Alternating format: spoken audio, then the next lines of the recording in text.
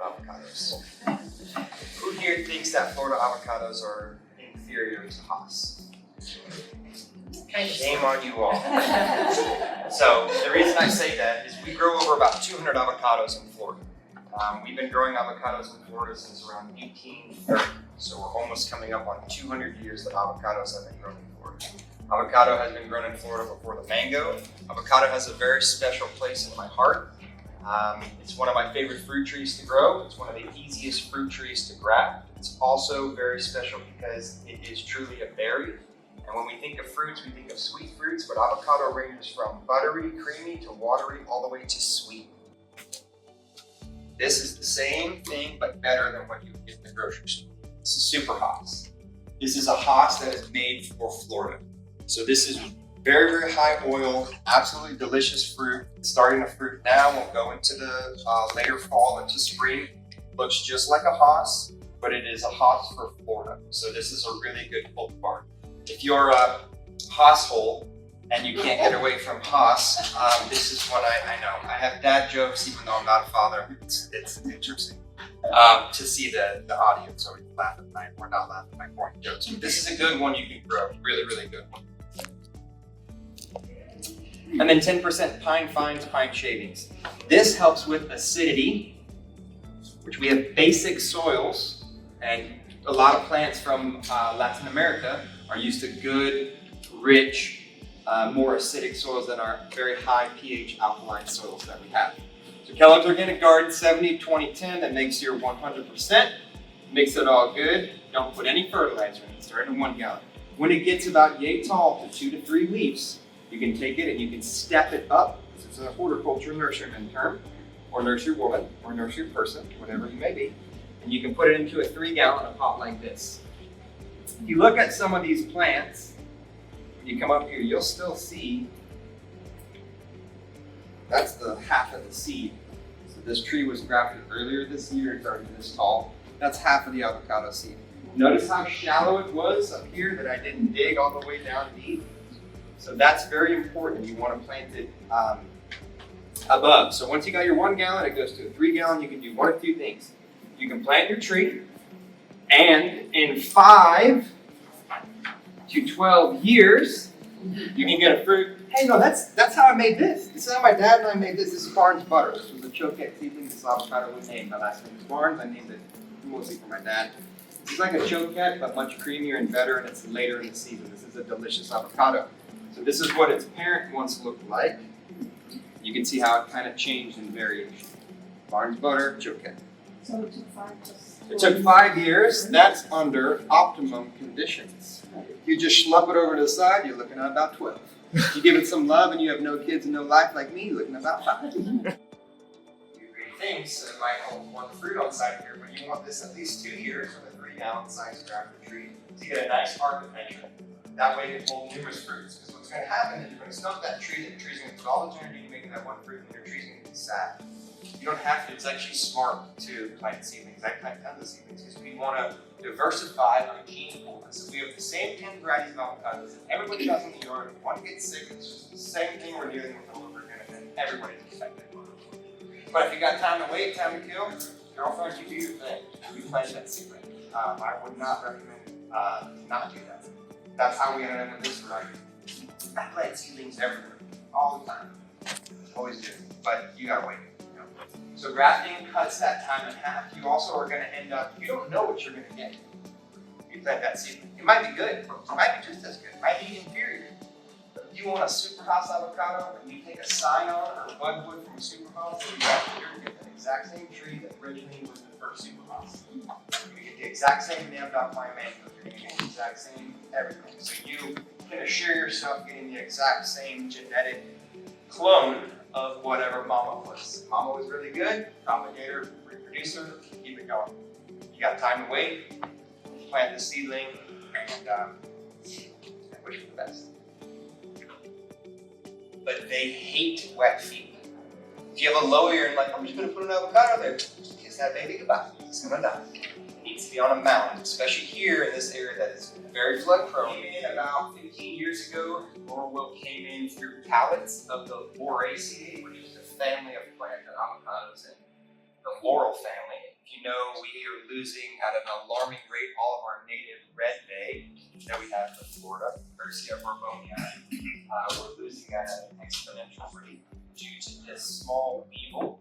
The weevil goes in and finds a mature tree with a dense canopy. This is why pruning your avocado trees is very important after fruit. You want to grow like an 8 to 10, 12 foot bush. You don't want to let anything get super high, and you want to open up the canopy. When you do that, it's harder for this small weevil to come in. The weevil comes in and it bores holes and it makes these galleries, and that's where it then feeds, that's where it then reproduces, and what ends up happening is called green wilt. Your tree overnight, 24 hours, will completely look like it's, oh my gosh, I haven't watered my tree. Heat of the rainy season, what's going on? It's called green wilt. To a canal, I know, on the edge of a canal, I would not recommend doing that.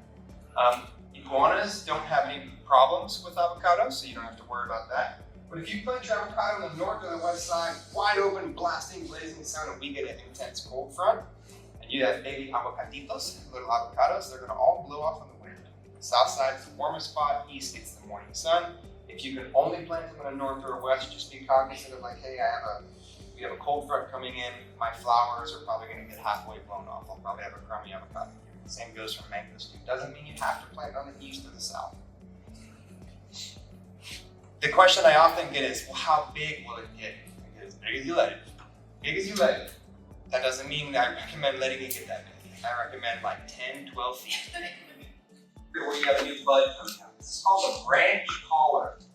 Okay? You prune right above the growth there. You prune right here, that tree has to go up there, it has to heal that wound, it has to put all its energy into there instead of flushing new lateral branch, which will be your whole intention of pruning, is to keep things smaller and more compact. So don't do this where you just come and do some Edward Scissorhands kind of thing. You want to actually be cognizant of like, okay, I'm coming in with my pruners, be a good pruner, so those are great. You just have a perfect avocado. Avocados ripen off the tree. Same with mangoes. Some people think, no, a tree ripened mango is great. No, it's not. Ripening off the tree is much better. And when you pick your avocado, to kind of the beauty of having the lanai, set this out on the lanai and have a fan and not in a direct sunlight. Ripen it outside and bring it inside. If you don't have a lanai, or you don't have a space that's gonna have like filtered light, you can take this, you can put it inside a paper bag, you can put it in a dark spot. If you put a slightly old apple or a banana, it will, the ethylene gas will help the ripening process. About what we at Amimoto do with avocado. We're not going to talk about everything we do with avocado, but we're going to talk about something that we do with avocado. Is we can actually make your avocado, or make the Haas avocado that you learned about already, a sushi roll. Or sometimes we might call it maki rolls. Eventually in Japanese we call it maki rolls. And then, or maki actually, rolls in English of course. Sushi rolls is easier to understand in America, of course. But does anyone here know how to make any sushi? Or how to make sushi? You know how to make sushi rolls? Or partially. Partially is good enough. Because I don't like them. What we call sushi rolls, we make cucumber wrappers, we make it with seaweed. Some people don't like both of them. And of course in Japan also it's made differently, but since we're not in Japan, we're going to make it a little bit like how we know it in America, or how we can find it in America. So most of the time that you go into a Japanese restaurant, anyone here likes Japanese restaurants or Asian cuisine or anything like that? Everyone likes it. Okay, so you will have to go see us one day at Amimoto, okay? And then we do have menus for you to take afterwards, so you can at least know where we are. So today, before I start talking about more about avocado, because you must have been listening for a long time, let's talk about rice. So, does anyone here cook rice at their house? Everyone, okay, perfect.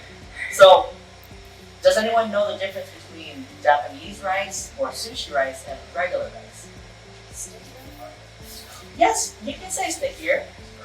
Starchier, okay. Anyone else know anything about Japanese sushi rice? Shorter grain. Perfect, shorter grain. Yes, correct. Technically, can we use other rices for the sushi rice? Yes, but it's the same thing as avocado. You can't use every single avocado for everything, right? Each avocado has its purposes, has its main uses.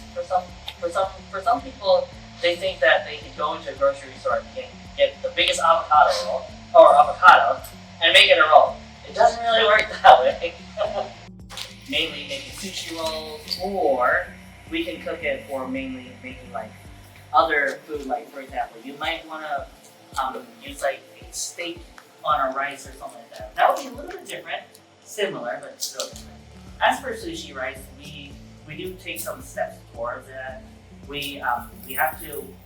I like to call it marinade. It's a little bit easier to understand. We have to marinate in some white wine vinegar, Japanese style, and then we have like some people add sugar, some people add salt, stuff like that. We cook it almost the same way as regular rice. Procedure is a little bit longer. We have to put the rice in water, take the starch out a little bit more than usual because it has a lot of starch. Like we might have to put it in water for like at least half an hour. So the procedure of making sushi rice that we sell at the restaurant, or if someone wants to make sushi at home, it does take longer than the regular rice. It might take including the marination part or something like that, will probably take you roughly an hour and a half or something like that. But if you guys don't want to make it, of course, feel free to come to our restaurant. We can make it for you. He was talking about and stuff like that. These avocados you can basically find at Walmart, Publix, wherever. The main difference is this is the hard part. So you might have to look at this part, I can call it the stem or whatever. It has to be as dry as possible. Yeah. It can't be wet. If it's wet, it means it's not ready yet. The color, if you go to Publix, you're gonna see it usually in a green color or something like that. Yeah, we technically have to wait until it gets a little bit darker, like black, but not completely dark. Like if it's almost too dark, it's almost ready to throw away. Something like touchable, you can squeeze it a little bit and you can feel the inside is soft, a little bit soft, not too soft.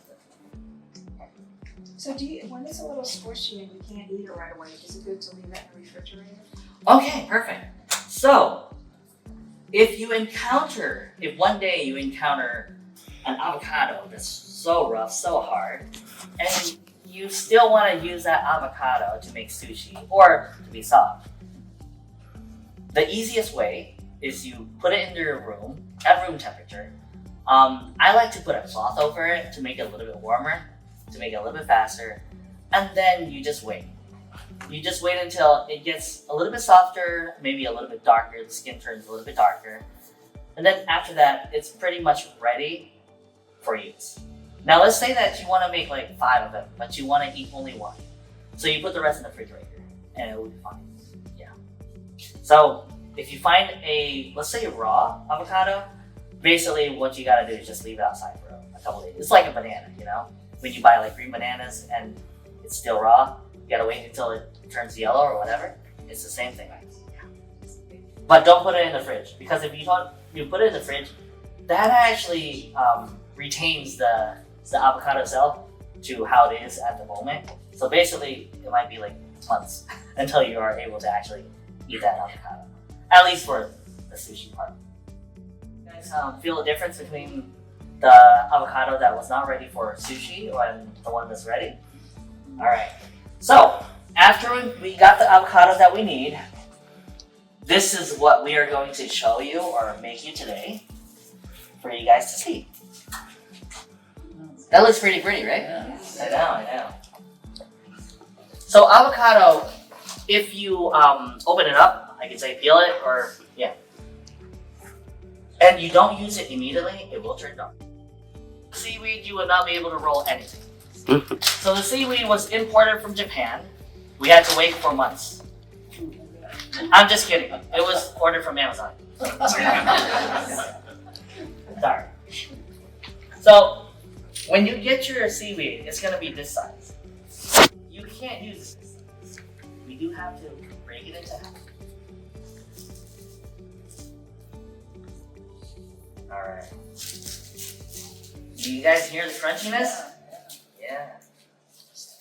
Amazon is doing a great job. Alright, so we got a half of the seaweed. Before we go too far, so I want you to seaweed into half. That's the line that we want. So there's two ways you can break it. You can break it this way, vertical, horizontal, something like that. So this is the line that you want to make. It's like cutting a steak, you know? If you cut a steak and it's like that way, you're gonna be chewing to death. So before you break it into half, you gotta make sure it's in that line. Wood. It's really hard to do. So I'll let him. If you guys do want to stand up and look at how he's making it, feel free to. Okay, so the most important part, the avocado. So he has his perfect avocado. This is how he's gonna cut it. Look carefully. Oh, don't forget to sharpen your knife too. So basically he's gonna make a roundabout, cutting all over. You twist it a little bit, and then now you're gonna see the seed. Now this seed, yes, you can put it in your garden and it will grow. So. Okay. So this is one of the techniques that some sushi chefs will use, is they'll put the knife onto the seed itself and then bring it out. If you're unable to do that, this is the other way you do it. This means that the avocado was a little bit raw at the beginning, so it kind of really got stuck to the seed. So, okay, so after you got your seed out, you got it this way. Usually one avocado, you're gonna have like 4 pieces basically. And you peel it out. Okay, now you have the green part. Okay, now we're gonna cut it into 3 pieces.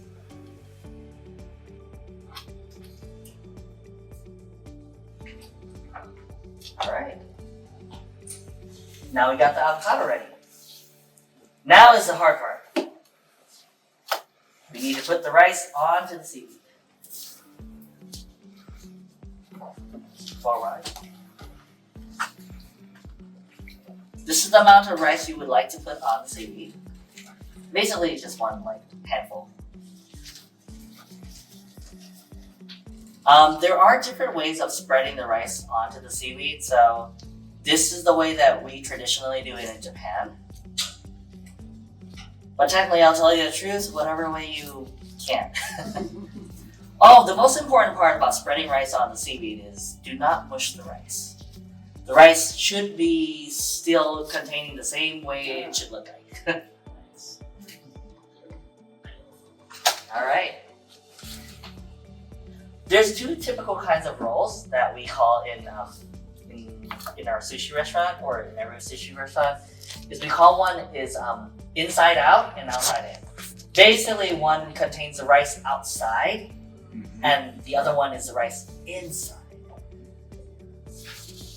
So this one, the rice will be inside, and the seaweed will be outside.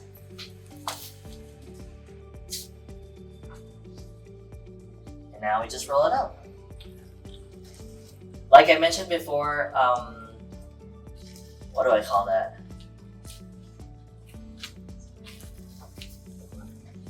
The maki itself, I know Japanese, I don't eat it anymore. So the maki itself is the most important part to make a roll. Without that, it's a little bit harder. Now we got it.